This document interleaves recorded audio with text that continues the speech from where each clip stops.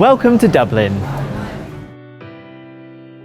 Like me before my trip, you might be asking yourself, what's the appeal outside of the bars and all that Guinness? Well, firstly, this is a young person's city. Dublin boasts Europe's youngest population, where some 50% of the people living here are under the age of 25.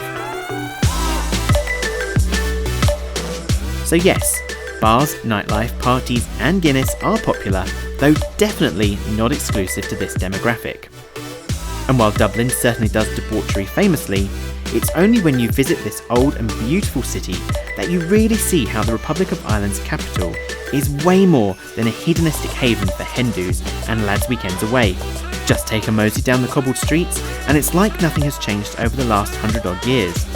The greatest thing about my time in Dublin was realising that this city is one with a rich and colourful history. There's a banging food scene, and of course, there are plenty of things to see and do during your trip. Coming up, I'm going to tell you about transport, money, and some of my favourite things to do. But first, let's take a look at getting here.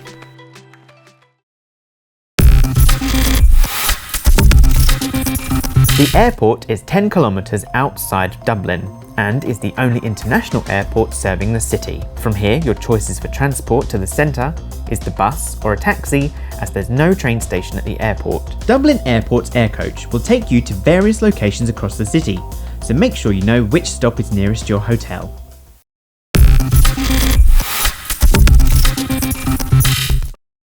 Dublin is compact, which means if you're staying in the city centre, you can pretty much walk to everything. However, if you want to get around quickly, hop on a tram. The Luas is Dublin's tram system. There are two lines, red and green, and the walk from the end of the green line to the red line is about 15 minutes. And don't forget to always tap in and tap out, otherwise you'll get charged the maximum possible fare. If you plan on making multiple journeys, we recommend getting a Leap card. It's Dublin's public transport top-up smart card, and you can get them in the airport or at local shops wherever you see the sign.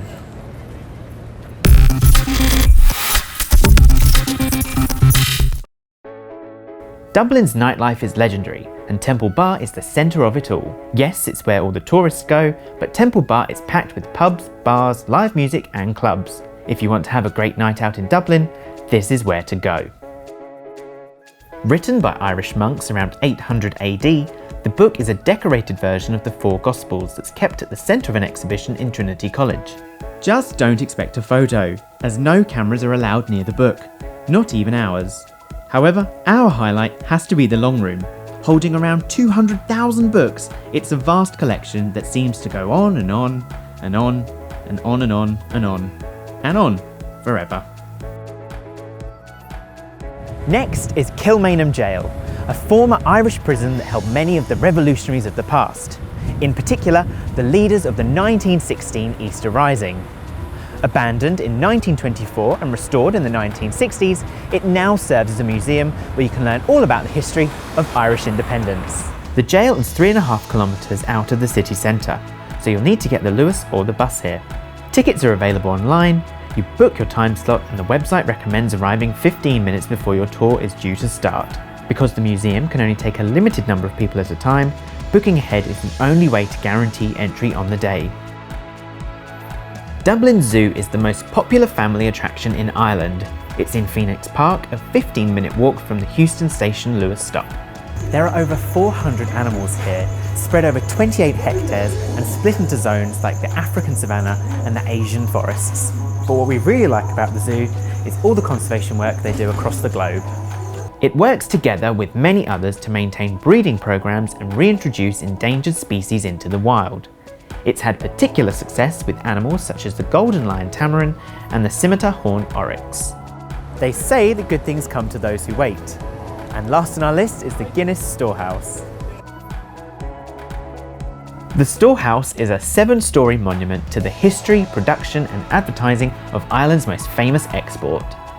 Inside you'll be able to pour your own pint of the black stuff, learn about how Guinness can be used in some traditional Irish cooking, discover some of the secrets that go on in the brewing process, and finally enjoy a complimentary pint in the panoramic gravity bar on the top floor. The Storehouse is a 20-minute walk or a 10-minute bus journey from the centre of town. As usual, we recommend booking your tickets online as you'll save 20% on adult tickets and you'll be able to use the fast track queue.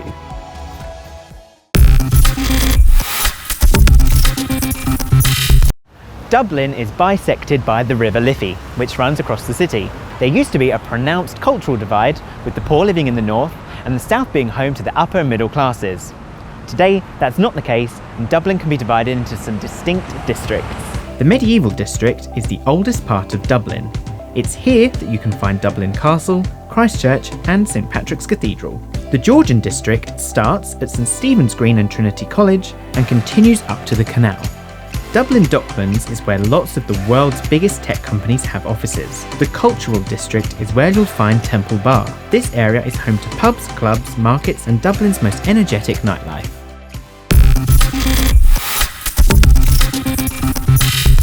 A word of warning about the weather in Dublin. It's late June and as you can see, the weather is glorious, if you're a duck. But seriously, the weather in Dublin constantly changes. During our time in the city, we'd often have warm sun, torrential rain and overcast skies all on the same day. Our advice is to be prepared and pack a light, waterproof or small umbrella.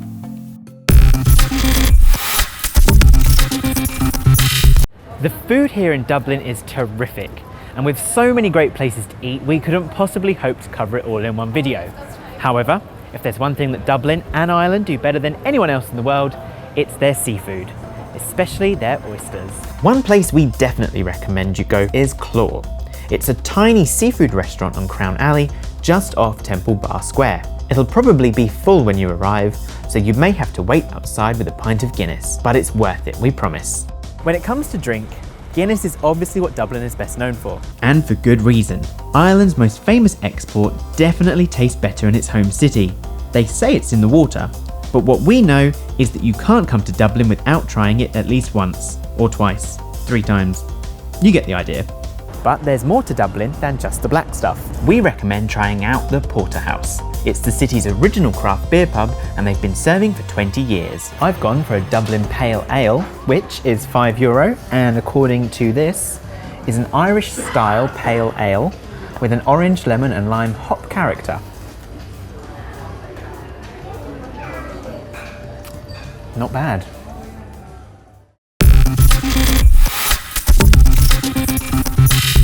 How expensive is Dublin? Well, there's good news and bad news. The good news is that it's still cheaper than London. The bad news is that it's the 8th priciest city in Europe and still pricier than the rest of the UK.